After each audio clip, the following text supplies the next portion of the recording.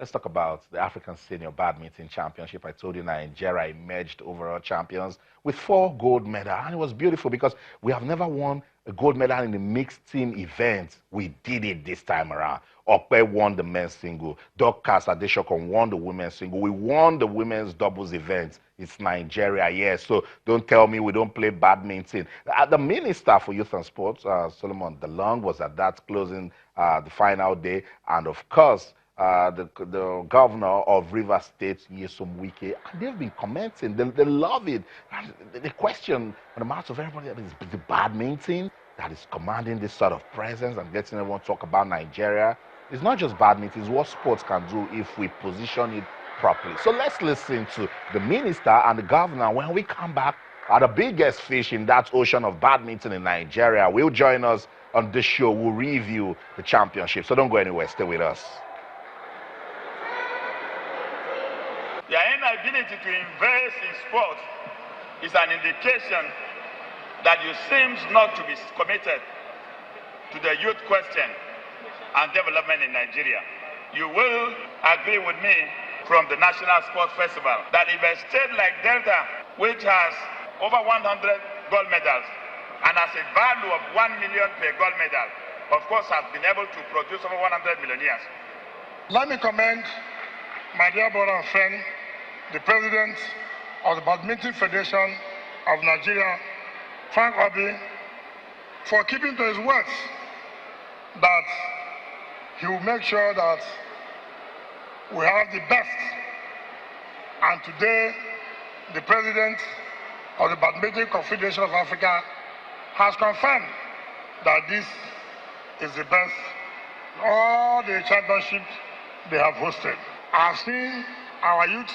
It is not enough for them to come here and witness this championship.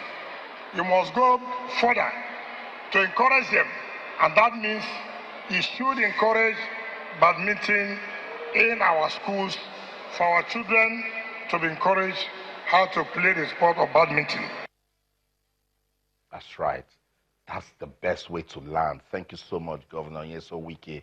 Go to the schools, teach our kids how to play the game of badminton so that they will grow and then raise the bar from there. The man that kept to his words, that is going to give us a good championship in Port Harcourt, and the governor said it delivered, is with us in the studio, the president of the Badminton Federation of Nigeria, Francis Obi.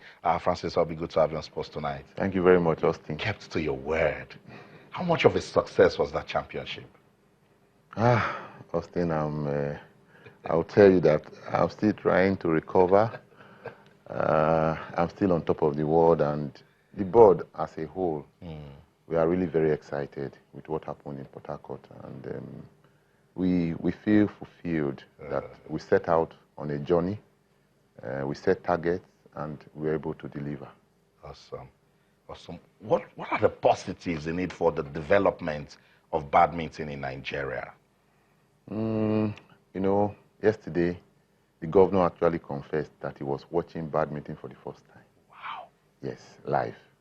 And I can tell you that I'm very sure that over 70% of people who came in the past 1 week to watch this championship were probably coming to watch badminton for the first time. So creating the awareness about the game is a huge positive, I can tell you that. And we actually hope very much that the youth, the young ones in Rivers State, will take up this sport more than they've ever done before, because a lot of them are getting to know the sport for the first time at such close range. So basically, and even all over the country, I mean, the championship was everywhere during the week, and a lot of people read about it, a lot of people watched it on television, and we actually, it's going to be a revolution. We are getting new converts, and have people. The governor was giving a racket bag, racket, shoes, and everything, and the way he collected the bag, we think we are going to have a new badminton player very soon in Nigeria. Maybe you will. So that's a good one. I love that approach. That's a big positive, because a lot of persons use badminton for leisure, but they don't know that it's also competitive. So putting together the African Championship has created good awareness. You heard the president say that. And of course, another angle for them to see how they can do more in terms of getting more followership and making our players stay competitive. We have never won the mixed team event on home soil. How emotional was it for you when they did it that night? Well, Austin, I will share something here that on Thursday night, after they won that championship, it was tough. You know, it was 3-2. Yeah. And the coaches did something that just took everybody by surprise. Dockers are number 1, did not play the singles in the mixed team championship final. They brought in Deborah, number 2. Anu and Godwin, national number 1 and African number 1 in men's doubles, did not play our men's doubles. They brought in Clement Korobakpo and Enejo Abba. In fact, then Enejo Abba and Peace Oji, who are national number 1 in mixed doubles and African number 2. They were number 1 last year, but because they didn't play too many competitions, they dropped. Did not play mixed doubles. They brought in Anu and Dockers. Like, what's going on? So the whole thing, because, and I kept telling people that, you know, I've said it several times, that we are building a team that will be complete, so that if you take them out, if you have 4 players lined up, they can take anybody. And that was exactly what happened.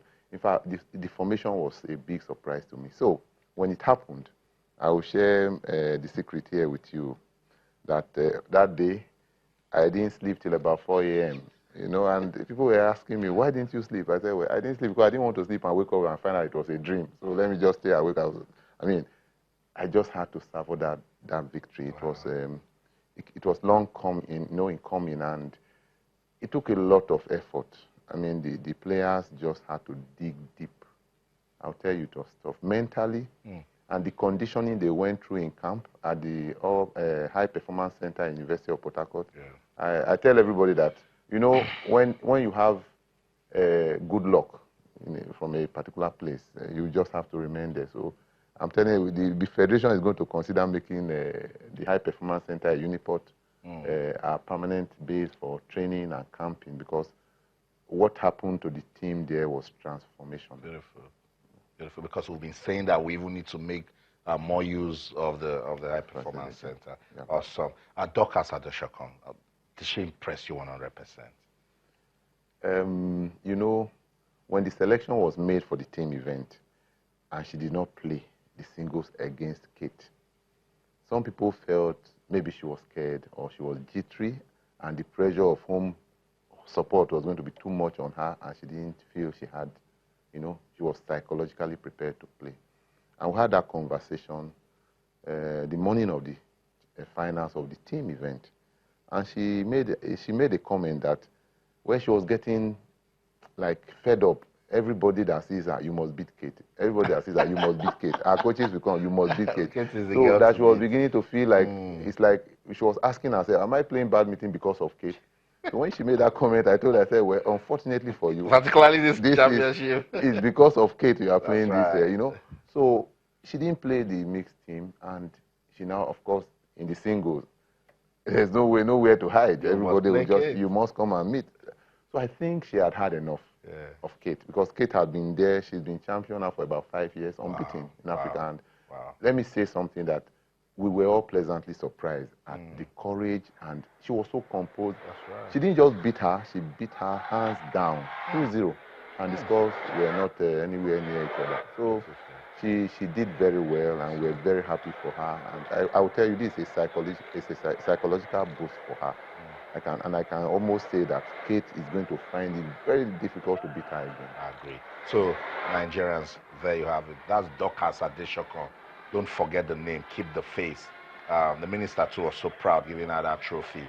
She's the best female badminton player in Nigeria, and I'm sure she will take that #1 position now from Kate. After that win, Dockers says it's time to rule the world. And I agree. Let's listen to Dockers Adeshokon.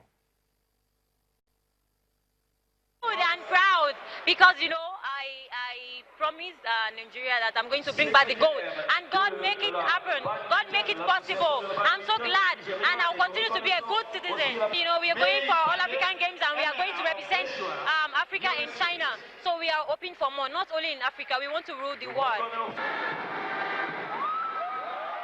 Awesome. I love that. She wants to rule the world, not just her. She says she and her teammates. So, President, before I let you go, they want to rule the world. We are now champions of Africa. Tokyo 2020 is huge. For them, there's the All Africa Games, but let's make it Tokyo 2020. What's the plan on ground to make sure that we do well there? Want to play, you know, luckily this was the first in the series of Olympic qualifiers for badminton in Africa. So we started on a very good note, and we are lining up a lot of championships for the team. We have the West African Circuit, Benin Republic, Cote d'Ivoire, and Ghana Internationals, and then we'll come and land in Lagos International. After that, we'll go for the All African Games. All these are Olympic qualifiers. We want to go on the European tour circuit and play some, good internationals there. At the end of the day, we want to be able to go to the Olympics with, if possible, 5 players. And that will be the first time Nigeria will be going with such a number in the game of badminton. Very good. Thank you. Thank you so much, Francis Obi. I love this story, and that's why we always bring you here to tell it. Thank you so much for coming around. All the best. Sustain the momentum. Thank you, Austin.